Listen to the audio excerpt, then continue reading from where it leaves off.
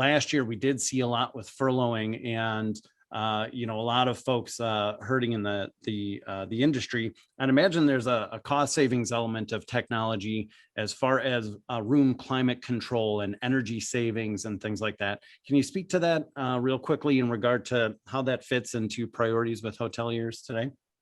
Well, certainly, in their municipalities, particularly on the West Coast, where if there's a new build or you're doing any major renovations in a hotel, which a lot of us did in the downturn, let's be honest, there is some energy management that you're mandated to put in that, several states, like I said, on the West Coast are mandating that. We are seeing some savings related to that. And some of the simpler stuff, a lot of the technology has been around a long time.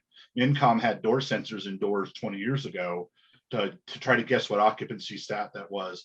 I think some of the newer technologies are detecting CO2 levels and a little bit of motion and heat sensing and really make a big difference in what's going on there.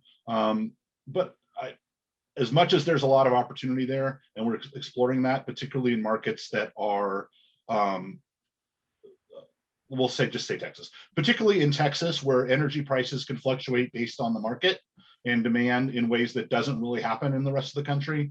We're looking at strategies to mitigate that through the use of technology, through the use of occupancy sensors, but also just regular scheduling of a network device. Once you put a thermostat on the network, whatever network that be, whether it be Zigbee or lower RAN or Wi-Fi, you can start to have a little more control over that room and set points and making stuff work there, but also to control things like humidity. And we've had a lot of hotels that haven't had a lot of occupancy in very humid climates. You still need to be running those air conditioners in order to make sure you have mold mitigation. And the same is true here in beautiful Colorado. It gets cold here.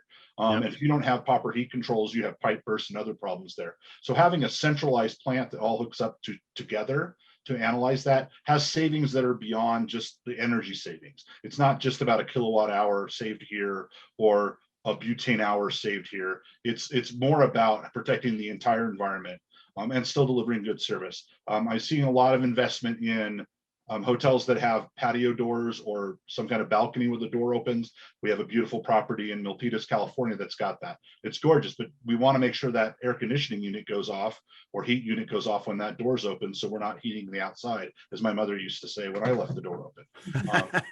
But I think with the greenfield, green sprout stuff, you're seeing a lot of that energy management go into play. As far as the retrofit stuff, it's really on a use case basis. Certainly Texas scared the hell out of us earlier this year, and we're making some initiatives there to help control that. And I think as energy costs go up or become more dramatically fluctuating, which they will, not just in Texas, you'll see more of that technology going into the room and more of that smartness, making sure you're maintaining that room even when it's not occupied. Yep.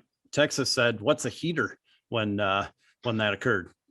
Yeah, good time to be in the propane business in Texas. Yeah, exactly.